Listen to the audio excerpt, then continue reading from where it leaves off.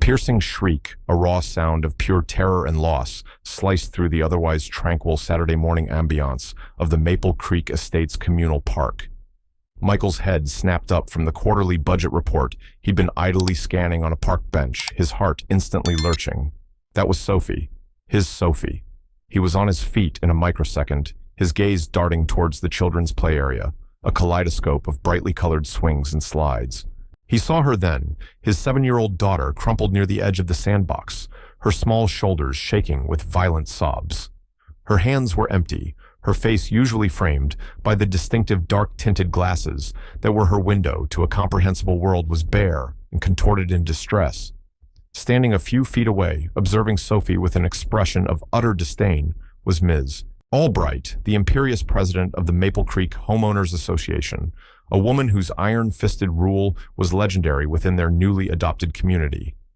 In Ms. Albright's meticulously manicured hand, she held a mangled piece of black plastic, unmistakably the frame of Sophie's specialized glasses.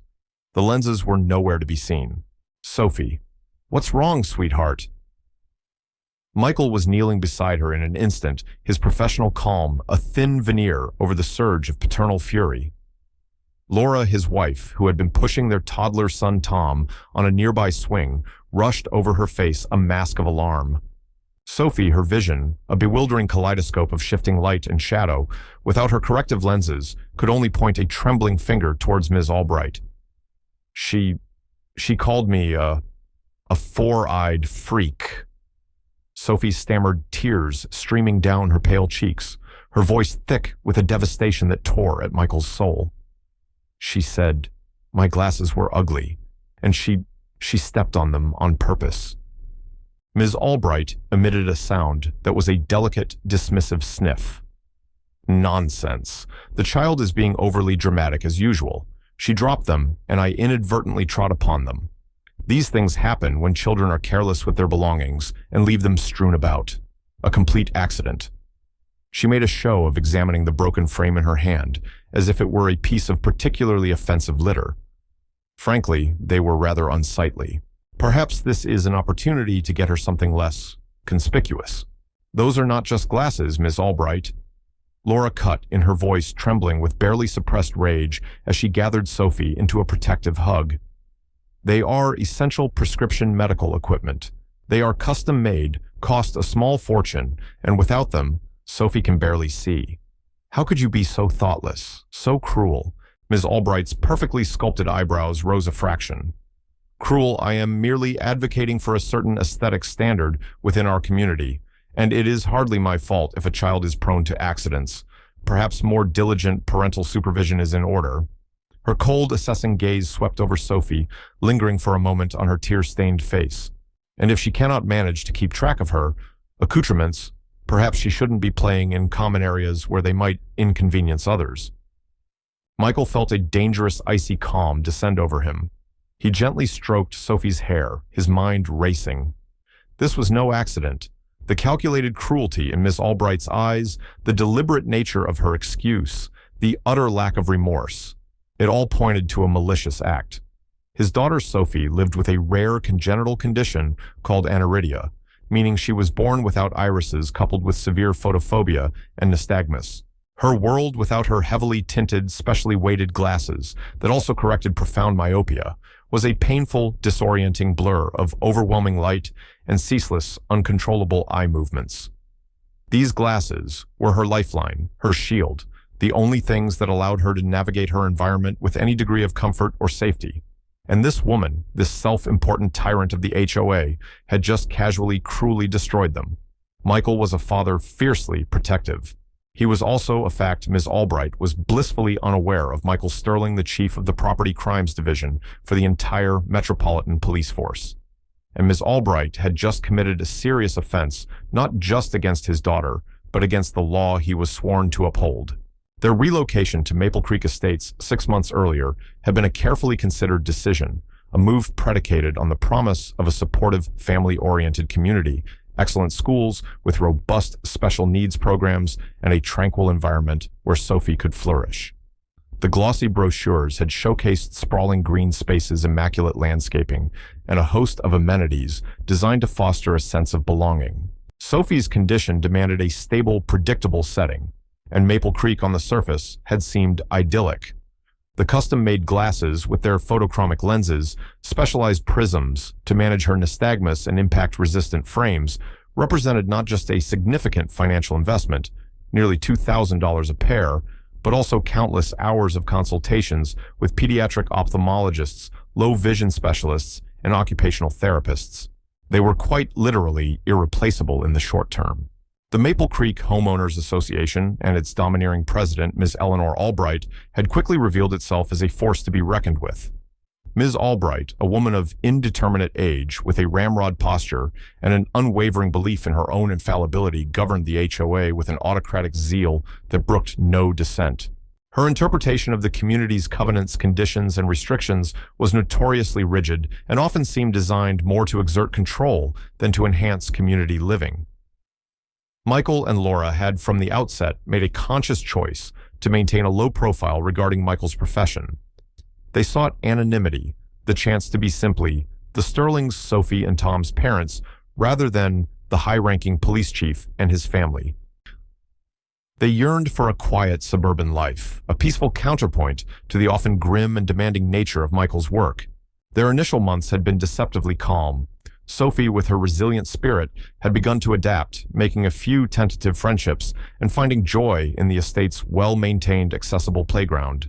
Ms. Albright had made her presence felt primarily through a series of increasingly officious email circulars and a few pointed though indirect comments at poorly attended HOA coffee mornings, remarks about maintaining property values through strict adherence to aesthetic guidelines, or the importance of all residents contributing to a harmonious visual environment.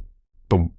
There had been one passive-aggressive note left on their doorstep regarding a colorful, child-friendly wreath Laura had hung for spring, which was apparently not in keeping with the approved seasonal decor palette. These had been minor irritations easily dismissed as the eccentricities of an overzealous HOA president. They had not yet grasped the depth of Ms. Albright's intolerance for anything or anyone that deviated from her narrow prescribed vision of perfection. The deliberate destruction of Sophie's glasses, however, was a shocking escalation, an act of calculated malice that ripped away any illusion of benign eccentricity. That evening, after Sophie fitted with an old, much weaker emergency pair of glasses that gave her headaches and distorted her vision, had finally cried herself to sleep, Michael and Laura sat in their dimly lit family room, the silence heavy with unspoken anger and a dawning sense of dread. "This wasn't just an accident, Michael," Laura said, her voice barely a whisper, her hands clenched tightly in her lap. She enjoyed it. I saw her face. She targeted Sophie. She called her that horrible name. What are we going to do? Those glasses will take weeks to replace, and Sophie can't function properly without them. I'm going to speak with her first thing in the morning. Michael stated, his voice low and controlled, but with an underlying edge of tempered steel. I will make it abundantly clear that any further harassment of our daughter or any interference with her well-being will be met with the most serious consequences. I am also going to document this entire incident meticulously. The glasses are a significant financial loss, a destruction of essential medical property, but her behavior, her deliberate cruelty towards a disabled child, that is something that cannot and will not be tolerated.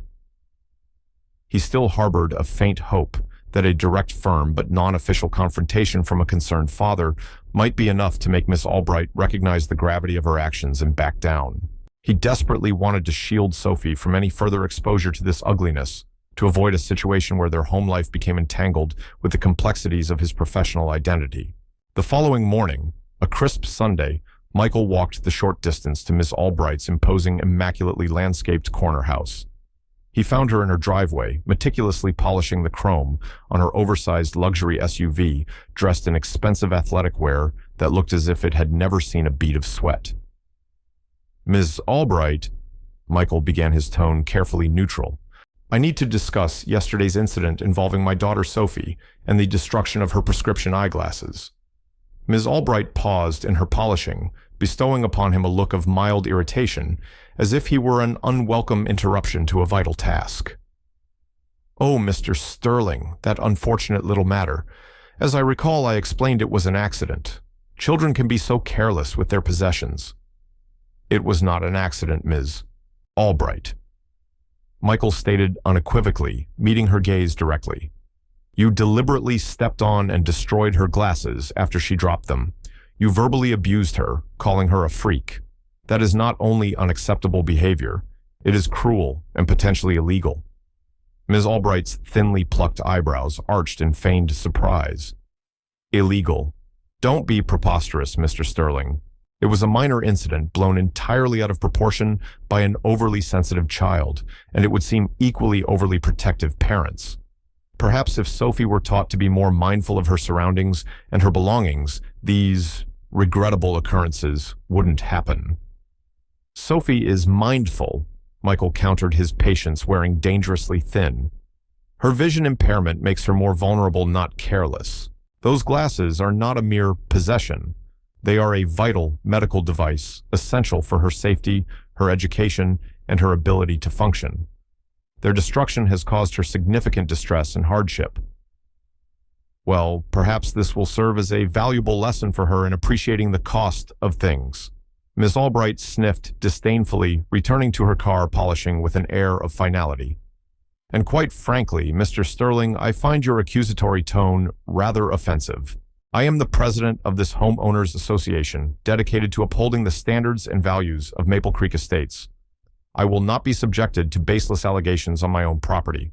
If you have a formal complaint, you may submit it in writing to the HOA board, a board I might remind you that I chair.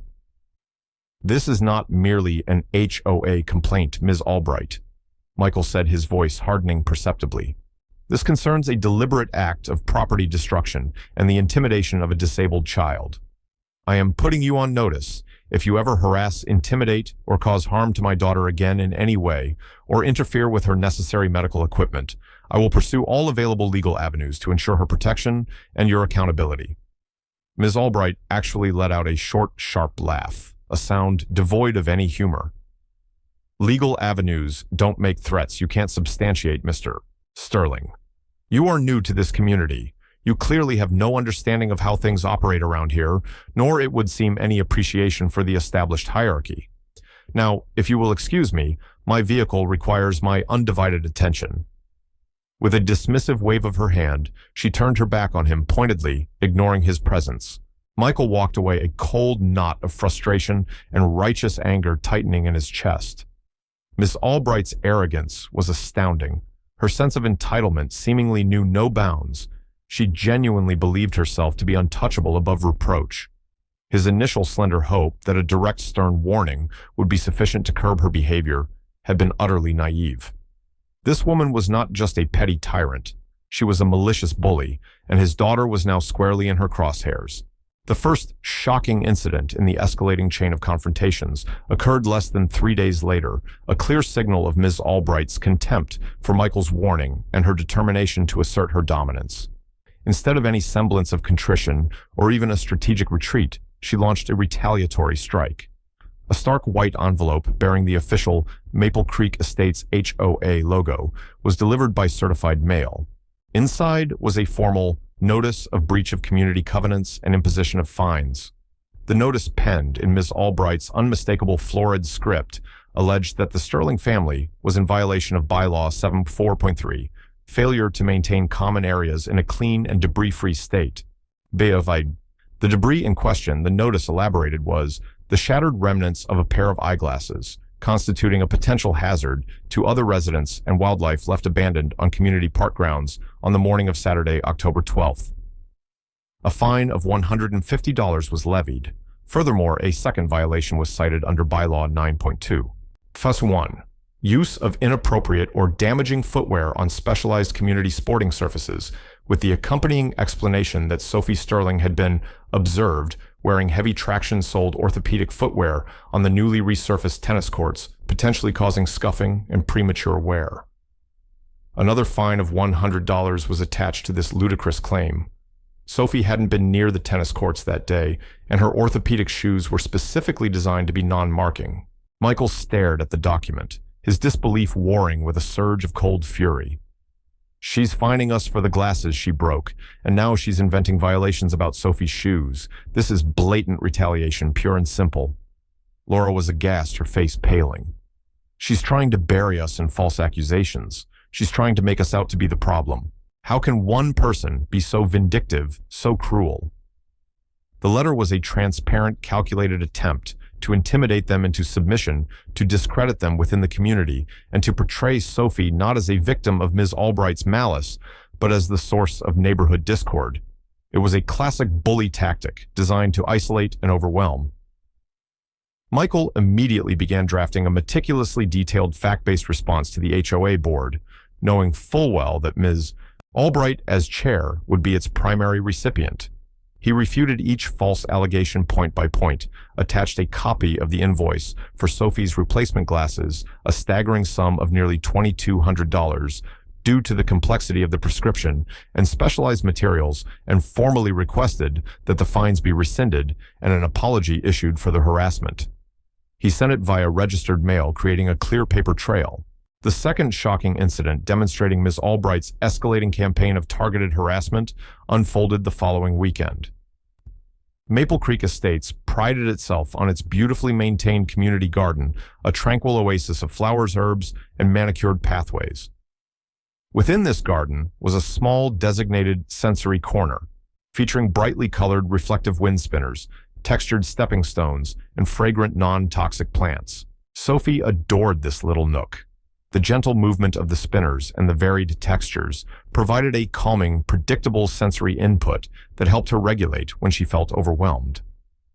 One sunny afternoon, Michael took Sophie and Tom to the garden, only to discover a newly erected, professionally printed sign at the entrance to the sensory corner, "Attention Residents," in accordance with newly ratified HOA Aesthetic Guideline 11.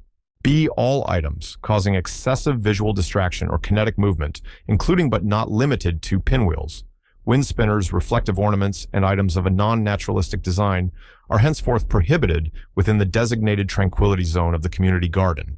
Violators will be subject to immediate fines and removal of offending items. The Board, Maple Creek Estates, HOA. There was no mistaking the target of this newly ratified guideline. The only items of that description in the entire garden were Sophie's beloved wind spinners. As if summoned by their presence, Miss Albright emerged from behind a row of meticulously trimmed rose bushes, a clipboard and pen in her hand, an expression of officious satisfaction on her face. "Ah, Mr. Sterling, Sophie," she said, her voice smooth and cloying like poisoned honey. "I trust you've noted the new directive regarding the Tranquility Zone. We've received numerous, well, let's just say expressions of concern from residents who feel that certain stimulating elements were detracting from the garden's intended purpose as a place of quiet contemplation and aesthetic harmony. We must ensure the greatest good for the greatest number, you understand." Her gaze flickered dismissively towards Sophie, who was staring at the prohibited wind spinners, her lower lip beginning to tremble. "This guideline is clearly and specifically targeted at my daughter, Ms. Albright."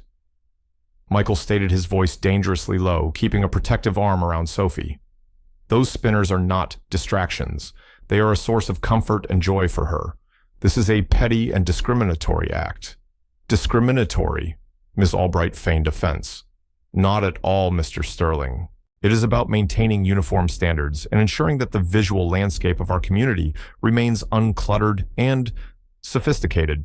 Perhaps if Sophie has such specific sensory requirements, a private garden would be more appropriate than a shared community space." She then proceeded to make a great show of noting something on her clipboard, her pen scratching aggressively. "I do hope I won't have to issue a formal violation notice for non-compliance with Aesthetic Guideline 11B. The fines can be rather steep." With a curt, dismissive nod, she swept away, leaving Michael and a heartbroken Sophie standing before the now barren patch of earth where her colorful spinners had once danced in the breeze. That evening, Michael made a solemn promise to himself and to his family. His initial reluctance to bring the weight of his professional identity into this neighborhood conflict had been a mistake born of a desire for a normalcy that Ms. Albright was actively destroying. This woman was not merely an overzealous HOA president with a penchant for petty rules. She was a clear and present danger to his daughter's well-being, systematically engaging in acts of intimidation, harassment, and the deprivation of simple joys. She was creating a hostile environment, not just for Sophie, but for any resident who dared to deviate from her rigid autocratic standards. He could no longer afford to address this solely as Mr. Sterling Concerned Maple Creek Resident. Ms. Albright's actions were now undeniably crossing lines that had distinct legal and criminal implications. The midpoint twist in this escalating drama began not with a dramatic public confrontation, but in the quiet, late-night solitude of Michael's secure home office, his highly trained analytical mind, accustomed to unraveling complex criminal enterprises, now laser-focused on Ms. Eleanor Albright and the opaque inner workings of the Maple Creek Estates Homeowners Association. He initiated a discreet but thorough preliminary inquiry, leveraging his knowledge of investigative techniques and his access to certain restricted databases, always operating within the strict ethical and legal boundaries of his position, as if he were assessing an external complaint brought to his department. He meticulously reviewed years of HOA financial statements, which he obtained through a formal public records request, citing state sunshine laws applicable to HOAs. He cross-referenced vendor payments with business registration databases and noted a disturbing pattern, a significant number of no-bid contracts for substantial sums. For landscaping, security enhancements, common area refurbishments, and even consulting services had been consistently awarded to a small, little-known company called Prestige Property Management Solutions, LLC. With further, more intensive digging, Michael uncovered that Prestige Property Management Solutions, LLC was a shell corporation, with its registered agent being Ms. Albright's only son, a man with a checkered history of failed businesses and minor financial improprieties. The physical address listed for the company was merely a private mail drop box. There was no evidence that Prestige Property Management Solutions, LLC had any other clients, any actual employees beyond Ms. Albright's son, or any legitimate capacity to perform the extensive services for which it had been handsomely compensated by the Maple Creek Estates HOA. The consulting fees alone paid out to this phantom company over the past 3 years totaled a staggering sum well into 6 figures. This was no longer about petty tyranny or aesthetic fascism. This was potential large-scale fraud and embezzlement, a clear violation of property crime statutes that fell squarely within the investigative mandate of his division. The true game-changing twist, however, came from an unexpected source, a sealed envelope that arrived in his departmental mail marked personal and confidential.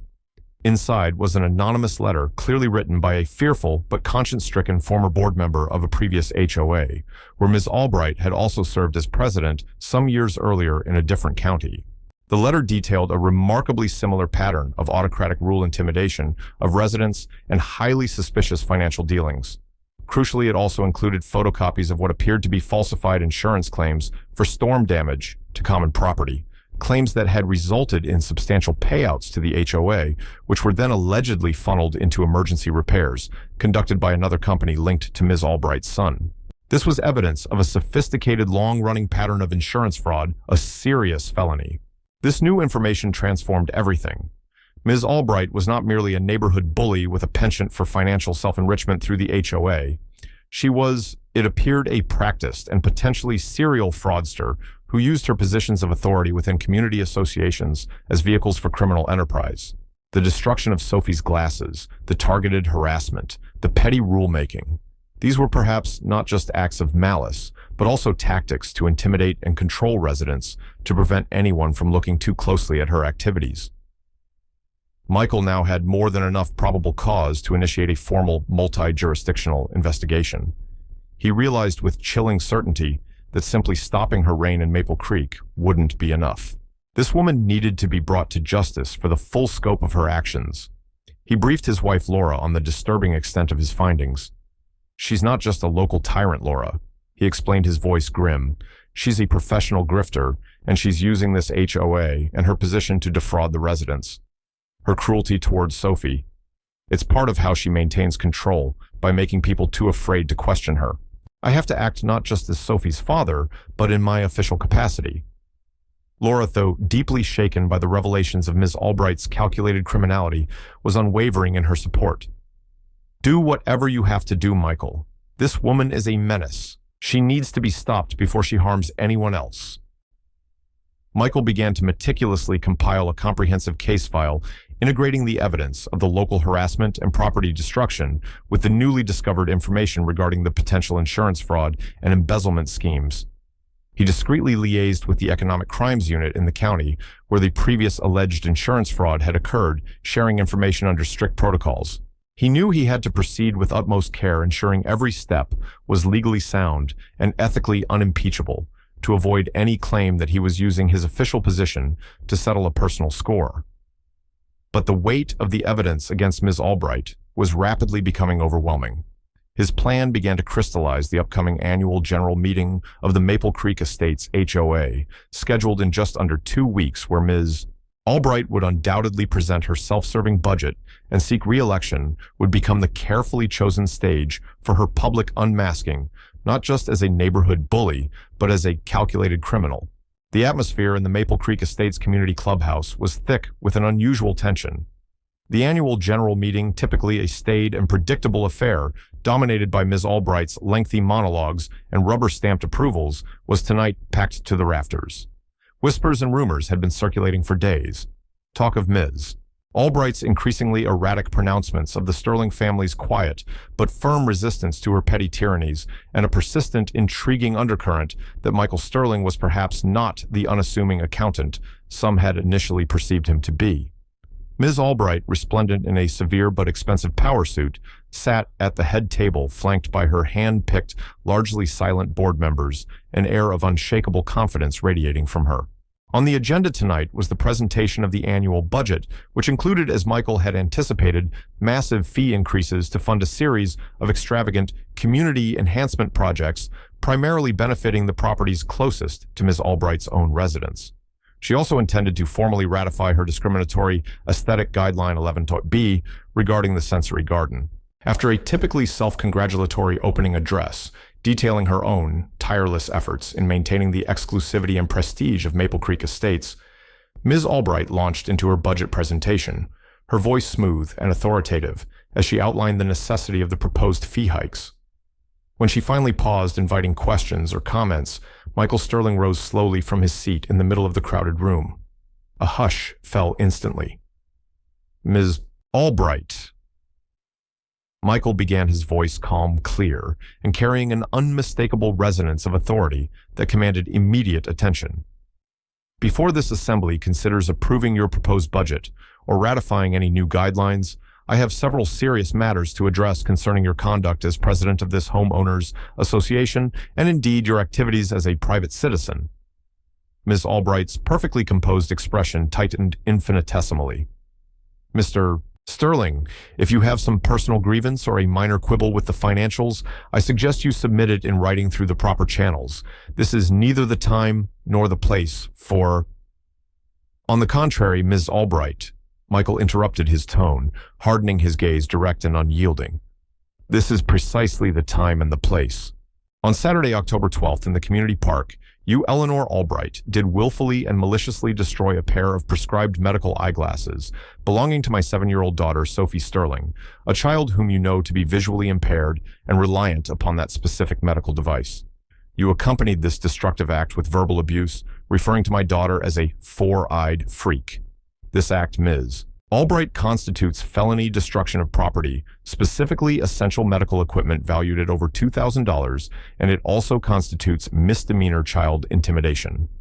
A collective gasp swept through the hall.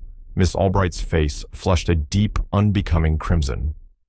"That is an outrageous and defamatory falsehood. It was an accident, as I have repeatedly stated. The child was negligent. You are twisting a minor incident to slander my good name." "My daughter was not negligent, Ms. Albright," Michael stated, his voice like chilled steel. "And your subsequent actions, including the issuance of retaliatory and fraudulent HOA fines against my family, and your deliberate discriminatory alteration of community rules to specifically target and deprive my disabled daughter of access to amenities, such as the sensory garden, demonstrate a clear and undeniable pattern of targeted harassment, intimidation, and abuse of your position." He then proceeded with methodical precision to lay bare the evidence he had so painstakingly gathered: photographs of Sophie's shattered glasses, copies of the false violation notices, sworn affidavits from other residents who had witnessed aspects of Ms. Albright's behavior, or had themselves been victims of her bullying tactics, and most damningly, a clear, concise summary of the financial irregularities he had uncovered, the no-bid contracts, the payments to the shell corporation owned by her son, the inflated invoices for non-existent or substandard services. With each revelation, Ms. Albright's carefully constructed composure began to visibly crack her attempted interjections, becoming increasingly desperate and incoherent. Lies. All lies and fabrications. She shrieked, her voice rising in pitch and cracking under the strain, her eyes darting wildly around the room as if seeking an escape. He has no proof he's a disgruntled resident with a vendetta trying to undermine my leadership, because he and his problematic child refused to adhere to our community's standards. Michael paused, allowing her hysterical outburst to fade into the shocked silence of the room. Then he reached slowly into the inside pocket of his suit jacket. Ms. Albright, you appear to be operating under a grave misapprehension as to who I am and the extent of the evidence against you. He deliberately, and with unmistakable official bearing, produced his police shield and his departmental identification. I am Michael Sterling, Chief of the Property Crimes Division of the Metropolitan Police Department. The destruction of essential medical property, the intimidation of a disabled child, the systematic embezzlement of HOA funds, and the conspiracy to commit insurance fraud are not mere breaches of community standards, Ms. Albright. They are serious criminal offenses. The community hall erupted in a cacophony of stunned gasps and excited murmurs. Ms. Albright stared at the shield in Michael's hand as if it were a viper, poised to strike her face draining of all color, her eyes wide with a dawning abject terror. Eleanor Albright. Michael declared, his voice now ringing with the full dispassionate weight of legal authority. Pursuant to warrants issued by the Superior Court of this county, based upon extensive evidence of multiple felony counts, you are under arrest for felony destruction of property, child intimidation, grand larceny by embezzlement, and conspiracy to commit insurance fraud. As he uttered the final words, two uniformed police officers' colleagues, whom Michael had arranged to be discreetly stationed nearby, entered the clubhouse with quiet professionalism and moved purposefully towards the head table, where Ms. Albright sat now utterly speechless, her body trembling uncontrollably. You have the right to remain silent. Michael continued reciting the familiar words of the Miranda warning. Anything you say can and will be used against you in a court of law. You have the right to an attorney. If you cannot afford an attorney, one will be provided for you by the court. Ms. Albright began to sob, a harsh, ugly sound, a torrent of incoherent protests and pleas for mercy, as the officers gently but firmly took her arms and placed her in handcuffs. The sight of the once untouchable, tyrannical president of the Maple Creek Estates HOA being led away in disgrace by uniformed police officers sent a palpable shockwave of disbelief, followed by a rising tide of profound relief and a dawning sense of justice through the assembled residents. The immediate aftermath of Ms. Eleanor Albright's dramatic arrest at the annual general meeting was a whirlwind of activity and emotion. As the uniformed officers escorted a now whimpering and disheveled Ms. Albright from the clubhouse, the initial stunned silence of the residents gave way to a flurry of hushed conversations, expressions of outrage at the depth of her alleged crimes, and a palpable sense of communal liberation. Michael, maintaining his professional demeanor despite the intense personal satisfaction of the moment, briefly addressed the remaining shell-shocked HOA board members and the wider community. He calmly explained that a full and transparent investigation into the HOA's finances and Ms. Albright's activities was already underway by his department in conjunction with other relevant law enforcement agencies. He emphasized that his primary motivations had always been the safety and well-being of his daughter, the protection of all residents from criminal predation, and the upholding of the law.